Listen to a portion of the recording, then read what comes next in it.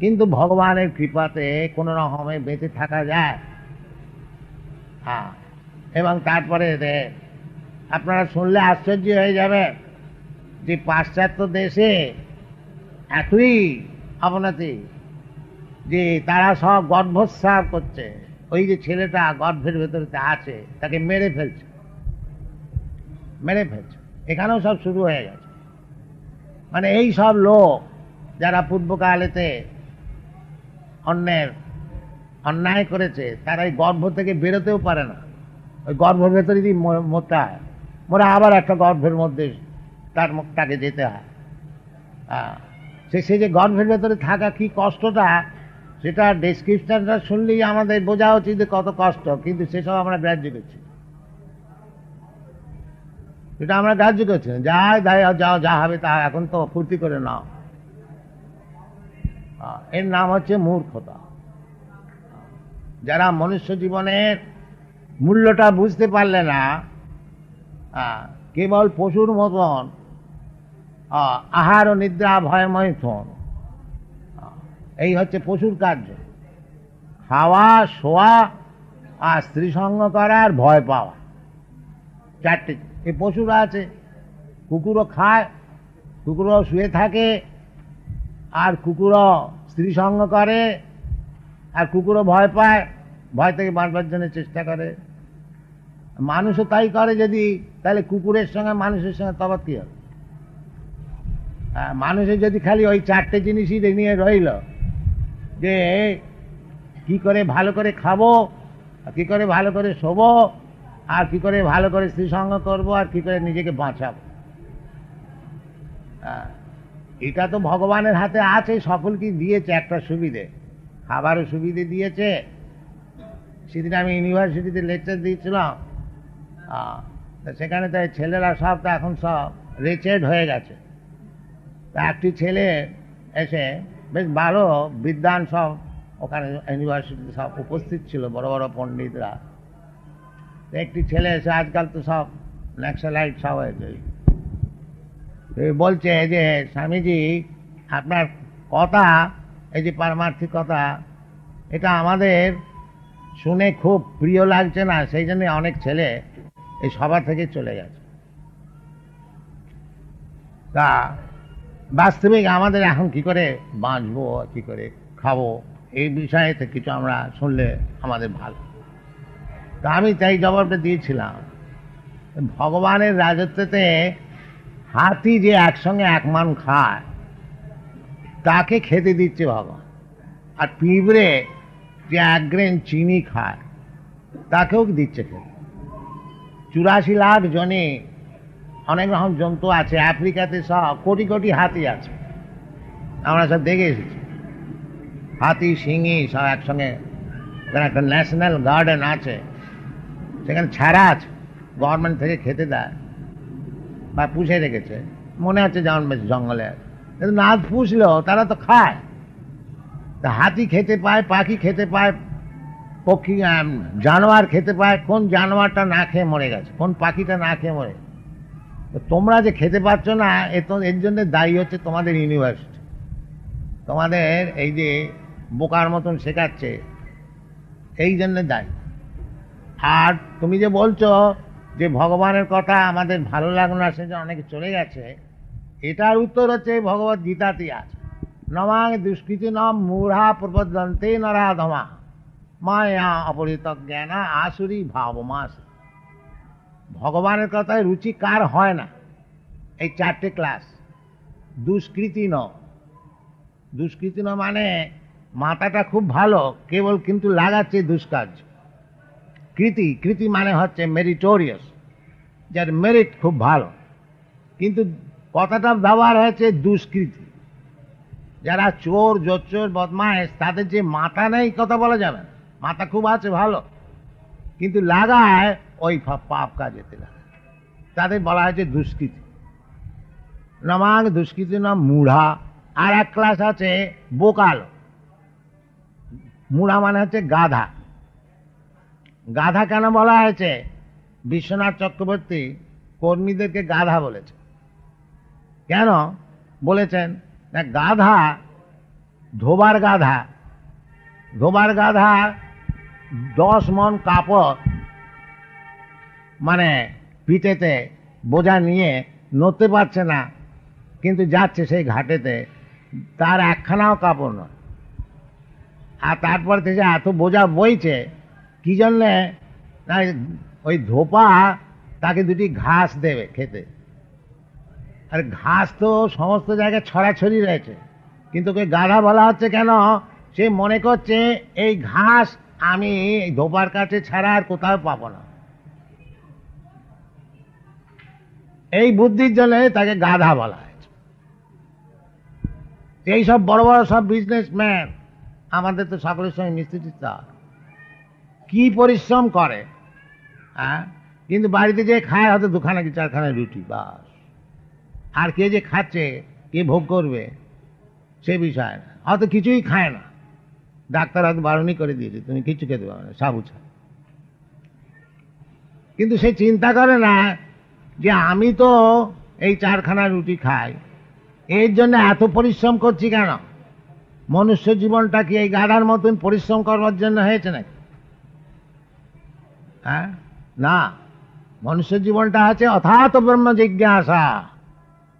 এই মনুষ্য জীবনটা হয়েছে ভগবানের বিষয়ে জিজ্ঞাসা করবার জন্য, এই গাধার মতন খাটবার জন্য না।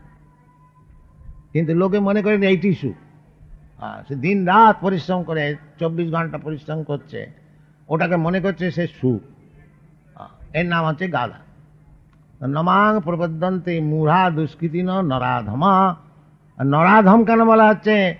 যে এই জীবনটা হচ্ছে ভগবত ভজন করবার জন্যে, ভগবানের সঙ্গে আমার কি সম্পর্ক আছে জানবার জন্যে, ভগবান কি সেই বস্তু জানবার জন্যে, সেটা না করে আমি এই বাজে কাজে সময় নষ্ট করছি। এই জন্য নরাধমা।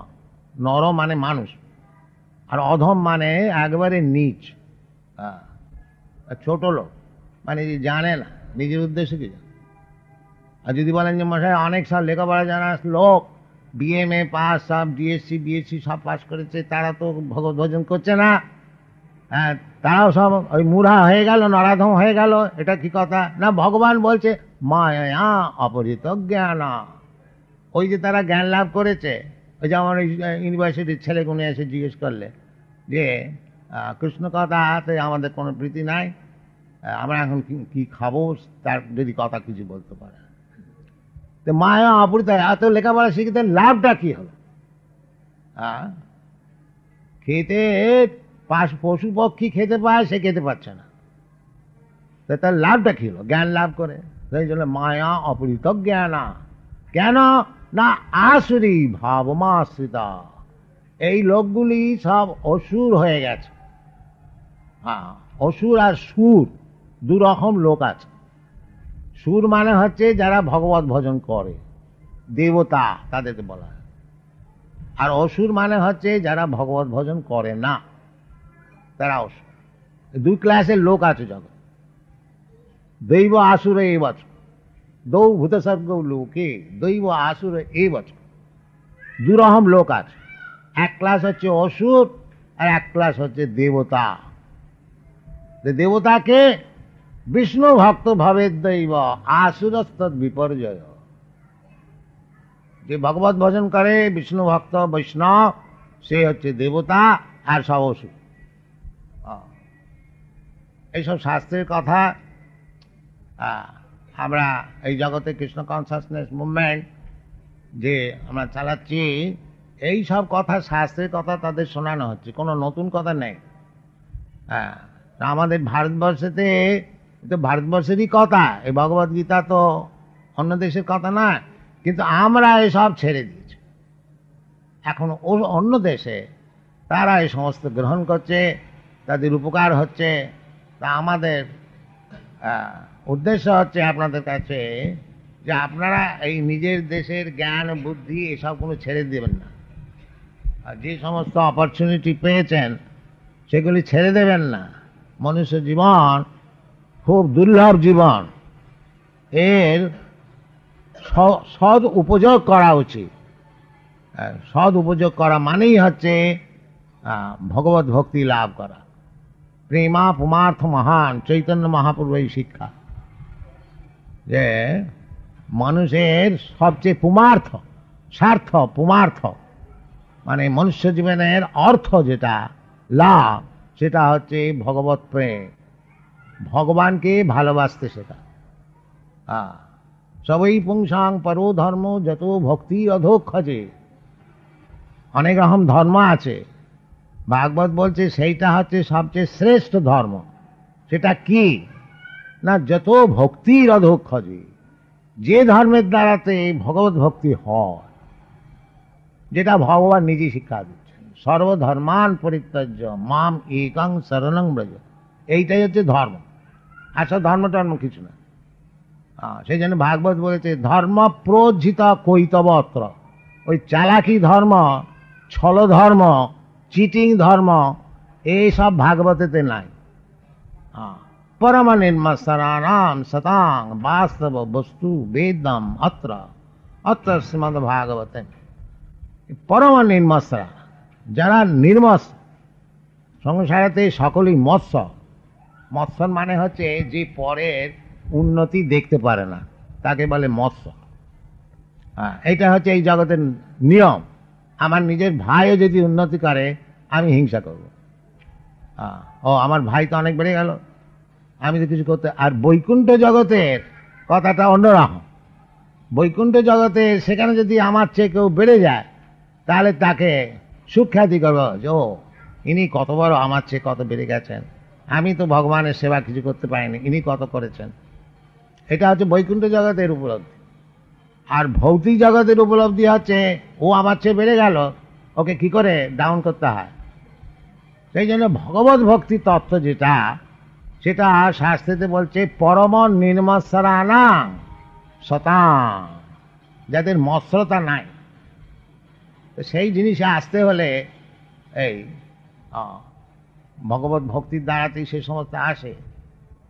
তত তত রজস্তম ভাবা কাম লোভাদয়শ্চ যে চেত এতই অনাবিদ্ধম স্থিতে সত্যে প্রসন্ন এবং প্রসন্ন মনসো ভগবত ভক্তি যোগত ভগবত তত্ত্ববিজ্ঞানং মুক্ত সংঘর্ষ যায়। কথা বলতে গেলে অনেক বেড়ে যাবে।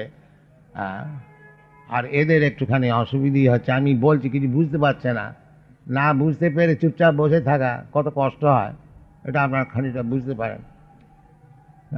সেই জন্য অনেকেই উঠেও গেছে, ও গেছে কিছু বুঝতে পারছে না, ইংরেজিতে শোনে তো। তো যাই হোক, আপনাদের কাছে এই প্রার্থনা যে রাধা গোবিন্দের মন্দির জন্মকাল থেকে আমার ব্যক্তিগত সম্পর্ক, সেই জন্যে আজ 70 বছর, আমার 77 বছর হলো। 77 বছর কি 75 বছর পূর্বেতেও এই রাধা গোবিন্দকে দর্শন করেছি, আজও দর্শন করছি। আপনাদের কাছে প্রার্থনা যে সব ভগবদ্গীতা ভালো করে পড়ুন, কৃষ্ণকে বোঝবার চেষ্টা করুন, ব্যাস। আর সব সময় কৃষ্ণ চিন্তা করুন, তাহলে জীবন সফল হবে। আর তা নাহলে মনুষ্য জীবনটা বিফলে যাবে। হরি হরি বিফলে জনম গোয়াইন, নরোত্তম দাস ঠাকুর গান গেয়েছে। হরি হরি বিফলে জনম গোয়াইন, মনুষ্য জনম পাইয়া রাধা কৃষ্ণ না ভজিয়া জানিয়া শুনিয়া বিষ খাইন। আমি মনুষ্য জীবনটা পেলাম আর রাধা কৃষ্ণ ভজন করলাম না, তার মানে আমি জেনে শুনে বিষ খেয়েছি। বাস্তবিক তাই। এই সমস্ত মহাজনের পদাবলী, হরি হরি বিফলে জনম গোয়াইন, মনুষ্য জনম পাইয়া রাধা কৃষ্ণ না ভজিয়া জানিয়া শুনিয়া বিষ খাইন। এটা জেনে শুনে বিষ খাও। লোকে বিষ খেতে দেয়, মরে যায়, সে আলাদা কথা। আমি যদি নিজে জেনে শুনে বিষ খাই, মহাপাপ। গোলকেরও প্রেম ধন হরিনাম সংকীর্তন। এই যে হরিনাম সংকীর্তন, হরে কৃষ্ণ মহামন্ত্র, এটা এই জগতের বস্তু নয়, এটা হচ্ছে গোলকেরও প্রেম ধন। জানো আমরা অনেক দূর দেশ থেকে রেডিও সংবাদ পাই কথা, সেই রকম এই হরে কৃষ্ণ মহামন্ত্র এই জগতের কথা না, এটা হচ্ছে বৈকুণ্ঠ জগতের কথা। নারদ মুনি নিয়ে এসেছে। গোলকেরও প্রেমধন হরিনাম সংকীর্তন, রতি না জন্মিল কেন তার? এতে আমার রতি হলো না কেন? বিষয় বিষান হলে দিবানিশি হিয়া জলে, তরিবারে না কইনু উপার। সর্বদাই আমাদের বিষয় বিষান হলেতে হৃদয় জ্বলছে, এ আর কেউ অস্বীকার করতে পারবে না। যে যতই বলুক যে আমি ভালো আছি, হ্যাঁ, কিন্তু বুক জ্বলছে, সংসার ও দাবান হলো। তা থেকে পরিত্রাণ পাওয়ার একমাত্র উপায় হচ্ছে এই হরিনাম সংকীর্তন। ব্রজেন্দ্র নন্দন যেই শচীসুত হইল সেই, বলরাম হইল নিতাই। যে পূর্বেতে যিনি ব্রজেন্দ্র নন্দন হরি, যশোদানন্দন হরি, নন্দনন্দন হরি কৃষ্ণ, তিনি আবার শচীনন্দন হয়ে এসেছেন। আর বলরাম যিনি ছিলেন তিনি নিতাই হয়ে এসেছেন। ব্রজেন্দ্র নন্দন যেই শচীসুত হইল সেই, বলরাম হইল নিতাই। পাপি তাপি যত ছিল হরি নামে উদ্ধারিল, তার সাক্ষী জগাইয়ার মাথায়। কেন আমরা সব সাক্ষী চাই তো। আজই এই আমাদের ছেলেরা এই মায়াপুরেতে আমরা তো প্রসাদ বিতরণ দেখুন খেতে দিচ্ছি, একটু দেরি হয়েছে, তারা বলছে দেরি হয়ে গেছে, রান্নাঘরে ঢুকতে চায়, মানে খাবার দাবার যা আছে জোর করে নিয়ে আসতে চায়। তো কেউ বাধা দিয়েছে, একটু মারপিটের মতন হয়েছে। হ্যাঁ, তারপরে তো তারা একবারে অনেক, তো এরা কজনই বা মারামারি করবার জন্যে প্রস্তুত, কিন্তু এরা ওই কীর্তন করতে আরম্ভ করে দিল। তারা আবার ঠান্ডা হয়ে গেল, তারাই আবার সব পরিবেশন করলে। এই সত্যি কথা, পাপি তাপি যত ছিল হরি নামে উদ্ধারিল, তার সাক্ষী জগাইয়ার মাধব।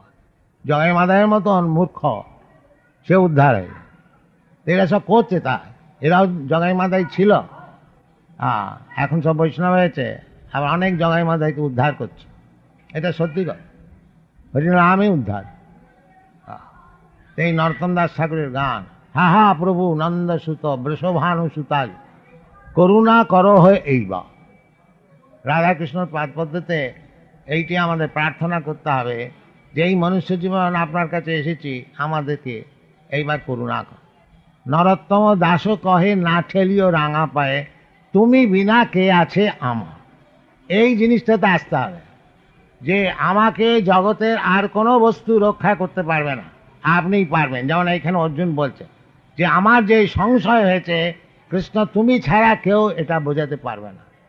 সেই রকম আমাদের যখন বুদ্ধিটা ঠিক এইরকমভাবে প্রতিষ্ঠিত হবে, হা হা প্রভু নন্দসুত বৃষভানু সুতাযুত, করুণা করো এইবার। নরোত্তম দাসও কহে না ঠেলিও রাঙা পায়, তুমি বিনা কে আছো। এইটা যেন সর্বপ্রকারে ভগবানের শরণাগত হতে পারি যদি আমরা, যে আপনি ছাড়া আমাকে কেউ আর রক্ষা করতে পারবে না, তখন আমাদের কার্যসিদ্ধি হয়। এইটা আপনারা ভালো করে বুঝুন। আর বিশেষ করে যারা রাধা গোবিন্দের সেবা পেয়েছে তাদের এটা ভালো করে বোঝা উচিত যে পূর্ণতয়া শরণাগত অবশ্য রক্ষিবে কৃষ্ণ বিশ্বাস ও পালন। কৃষ্ণ রক্ষা করবেনি, সকল কি করছেন, ভক্তকে বিশেষ করে করে। এইটা হচ্ছে আমাদের প্রচার্য বিষয়। আর আমরা জগতে সব জায়গায় প্রচার করছি, এর জন্য আমরা সব অনেক বই লিখেছি, এইসব বই রয়েছে। এইসব বই আপনারা পড়ুন, শিক্ষা করুন, আর জীবনকে সফল করুন, এটা আমাদের ইচ্ছা। আর কিছু না। আমাদের ভক্তিনাথ ঠাকুর যেমন গান গেয়েছেন, রাধা কৃষ্ণ বলো বলো বলো রে সবাই, এই শিক্ষা দিয়া স্বপ্ন দিয়া ফিরছে নেচে গৌরনীতা। কেন মায়ার বসে যাচ্ছ ভেসে খাচ্ছ হাবুডুবু ভাই, জীব কৃষ্ণদাস এ বিশ্বাস করলে তো আর দুঃখ না। বাস, যে কৃষ্ণদাস এই বিশ্বাসটা হলে আর কোনো দুঃখ না। এইটা হচ্ছে আমাদের প্রচার্য বিষয়। আপনারা এ বিষয়ে ভালো করে বুঝুন, চেষ্টা করুন, এইটা আমাদের প্রার্থনা। ধন্যবাদ।